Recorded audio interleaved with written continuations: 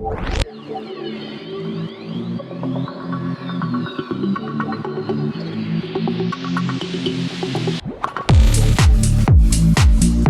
one of my previous tips, I talked about this before, the approach and the fact that you really feel like you're such an important person and that you feel like that you get yourself a little bit of ego doing the podcast. You feel like people really care and they want to get feedback from you and they really want to care about what you're doing with yourself, what's your life like, what you do with yourself and other people that you're talking to, and feel like you want to just share of yourself. That's fine, well and good if you're somebody who's very popular or somebody who's very famous and you're an influencer, celebrity, things like that. That's one thing. And if you do get a lot of feedback from, your listeners that they really enjoy it, that's one thing. But if you feel like you're not getting much traction on the amount of streams and downloads to your podcast, that means you might need to humble yourself a bit. You need to realize, stick to the subject, stick to what you're actually good at. I know for me, in my programming, I try to avoid to talk about myself a whole lot, maybe a little bit here and there, just to make it feel like I'm a human and I'm doing something else besides recording podcasts all day. But it's not like I have the most, exciting life anyway. If there's something to bring up, great. But if it's just some rigmarole thing that you're doing, people can just go ahead and rather just hear you just move along to the next thing you want to talk about. Anyway, I'm going to leave it there. Humble yourself when you do your podcast, especially when it's yourself. Some hosts always want to have a little bit of an ego, feel like there's something important because, I'm hosting this podcast. Humble yourself. It's going to help out. When I did it back in 2012, and I decided after doing since 2005 podcasting for 2 other networks, and I said to myself, well, some of the subjects I wanted to talk about myself? Well, I narrowed it down. One was professional wrestling. I've been watching 30 years, and I always heard other podcasters that would do their shows, especially fan podcasts, that would have a perspective that was not mine. And I always wanted to be able to go and give my voice to what was a different perspective. When it comes to your content, there could be many times you want to check what other shows are out there so that you're not just stepping over and just repeating the same thing that other people might say. You want to have a different perspective, a different opinion, use your expertise and bring it forward to the forefront.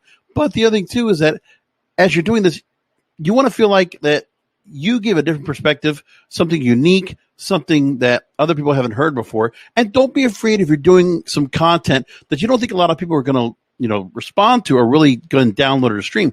I do a show called the Broadcasters Podcast. And I'll be honest, it's not one of the most popular shows on the top of Apple Podcast charts, right? But it's a show I enjoy.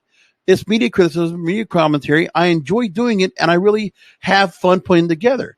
And most importantly, you want to be able to do content that you can go for a certain amount of time without, running out of content. So it's something you want to make sure that you can do comprehensively, something that you really enjoy, you could talk about for hours and hours on end, and it should be something that within your lane is something that you could definitely give a good uniqueness to, something that will be content that is something different than everybody else. You're just repeating and rehashing the same talking points another show might be doing the same thing like you. Why repeat?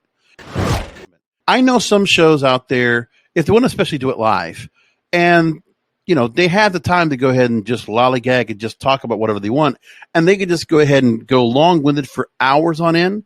I don't know of any shows that I can watch or listen to that I'm really going to say consume with. Sometimes you might do a show because you're thinking, well, somebody's putting it on the background and, they're doing other things, so they're not worried about it so much. For me, of my programming, I want to be cognizant of the listener's time. Sure, you might have shows, you might do like a 3-hour show.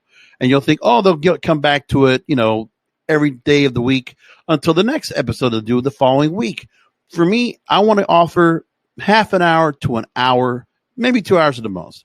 It is tough to go and do 2-3 hours plus, especially just by yourself. But for me, I give it myself 60 minutes. Whatever I can get done, and sometimes we'll just hold some content over to the next week, depending on what I want to do with it, or put it to another show. But that's really something that's got to be considered as well. How much time are you going to spend? If you're doing interviews, very important. You don't have to just run the whole interview. There's many times on my Broadcasters Podcast where I'll just go ahead and run like an interview that might have gone an hour, hour and a half, but I will split it. I don't worry about putting it all in one shot. I'll split it down 1, 2, or 3 parts depending on how long the interview went, and let people come back to it. It's a good tease. It's a good way to go. And then what I'll do is on the video format, I'll offer it as a full interview so everybody can check that out. It's just another way to go and repurpose the content. Nice way to go. Anyway, think about that, the timing and how you can time out your content and how you use your content. Radio is not podcasting. Let me explain on this podcasting 101. So radio, if you hear sports radio, you might hear the way the shows are done. You got call-ins, you have the guests that come on, you have, all the time constraints in between. But the elements and the way that sports radio is portrayed or other shows that are done on radio where they have the gossip, the celebrity sleaze of like a morning show type feel, that doesn't work well in podcasting. Podcasting, we want to hear a natural, uninhibited, organic conversation, not something that sounds like all scripted and, kind of planned and contrived. It doesn't sound good. It doesn't have a good feel to it. And I can't explain more than that. There are certain elements that you use in radio that you apply to podcasting, but to just do a radio show and turn it into a podcast does not work. Radio actually had to learn that themselves because all they did at first when podcasting came out was they just tried to go ahead and just repurpose their content on demand thinking it would work. And it didn't. So then they had to start making original content that was different from what was being put on the air. Now, sometimes you can take interviews and place them into a podcast, sure. And there's other things you can do in the same way where you take clips or highlights of a show and do it that way. But you just can't put a full style radio formatted program into podcasting. It doesn't work the same way. Listen, everybody, we are a little cognizant of the cancel culture society we have. But what's most important we have to understand is that we can still be bold on any opinions or thoughts that we have. But we have to be sensitive. We have to be aware of what we're saying and what we're going to say. Anything you might say out of your mouth, the ramifications come from it. The point is, you should be able to go ahead and speak as you want to. And if you know you're going to say something, you want to make sure you don't have to say something you don't have to apologize for. Just think before you speak. It is the simplest thing. But for some shows and some people out there, they're going to get caught up on saying something. And this goes for social media in the same way. Think before you write. Whatever you're going to put out there, make sure you don't need to ever apologize for it. Because the one thing I don't like to do at all is apologize. We have to sometimes. We have no choice. It sucks. But don't say anything that's going to make you have to do that. I mean, I'll try to explain more on a future tip, but that's something I just thought that is very important. And really, if you have a different opinion, then offer some context as to why. And it's okay. If you also need to go ahead and, calculate and say, well, and I understand the argument of why people think this and this. I did all the time as well, where you will honor and you'll respect other comments that are made, but you're going to just agree to disagree. We should be able to do that.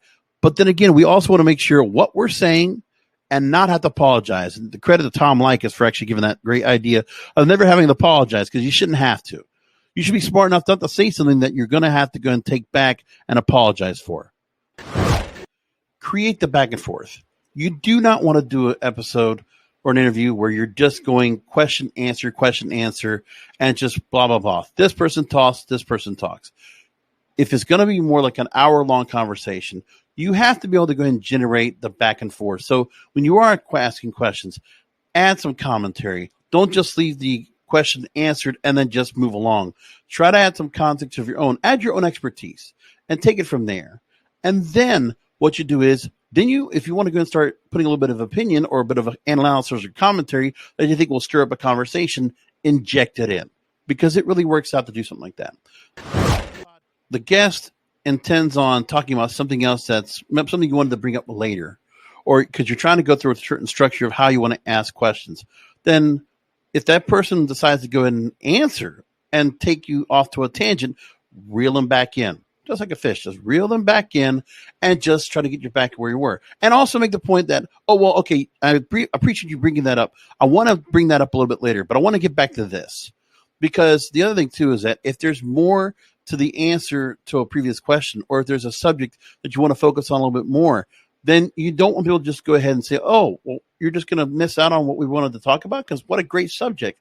Why are we going to move along so quickly? Now, the guest might be wanting to do that on purpose because they might want to move along.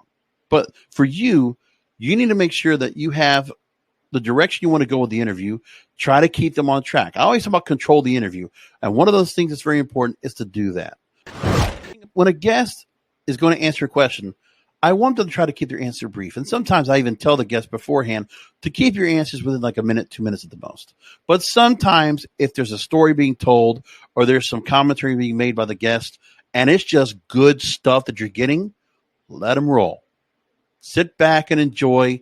And really, what happens is when you get all that going on, take some notes in between that answer.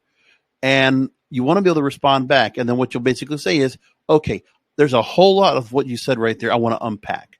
And then you just break it down. Okay, here's one thing. You said this. You said this. I love that you said this. And that's what you break it down to. And then that's where you're really paying attention to that guest. You're taking some of the things that they're coming from. And also remember, if there's something they're saying and it's a shocking thing, one great thing you do, that's a radio thing, is that when you are surprised by an answer and there's something they tell you, yeah, cut them off and say, hold on. Wait. So you're telling me blank. So you did this, but then you did this. That kind of stuff is great for interviews. That's what you also want to get out of any interview you get. And it can be business, it can be entertainment, it can be whatever. So keep that in mind. Prepare for a show with a guest. And sometimes they're going to be using the webcam on their computer and they're going to be far away. And they want to make sure the video looks good and they have the lighting all set when it's not important. It's like I said, if you don't sound good, you don't look good. Some of the things you can do to make it important to help out is that, especially if they're on a laptop and they're on a headset and there's a lot of echo in the room. There's a whole lot of room noise because it's just so loud. There's like tile floors and, large concrete walls, things like that, where it could just create a whole lot of noise. If they're in a conference room, try to get them out of that conference room. Try to get them, if it's possible, to move that guest to a different space, something smaller that has draperies or, paintings or just things in the wall that will absorb the sound of the echo. You want to try to get rid of all that as you can. That's one thing you can also help out with when you're doing a show, because even no matter how good the microphone is, there's a reason why I have paddings like I do in this studio and other places where you see other radio studios doing the same thing. It's because they need to absorb the sound. So you put yourself in a smaller room and you try to create the acoustics so that when you're talking to that microphone, there's nothing else you can hear in the background as much as you can. And the echo or the room noise is kept to a minimum. Always something I think is a very important thing when it comes to podcasting. And not a lot of people do it. Listen, during the pandemic, I saw the Today Show doing a horrible job on ABC of trying to go and put people on. Or just the same thing with celebrities coming on and doing their own interviews. From the pandemic, that's one thing you got to learn is that when you're doing the audio, the microphone is as important as it is the room that you're recording from. And if you like what I do, make sure to follow, like, share, and subscribe. And if you realize maybe I know something about this podcasting business, reach out to yours truly at my website, kingofpodcasts.com.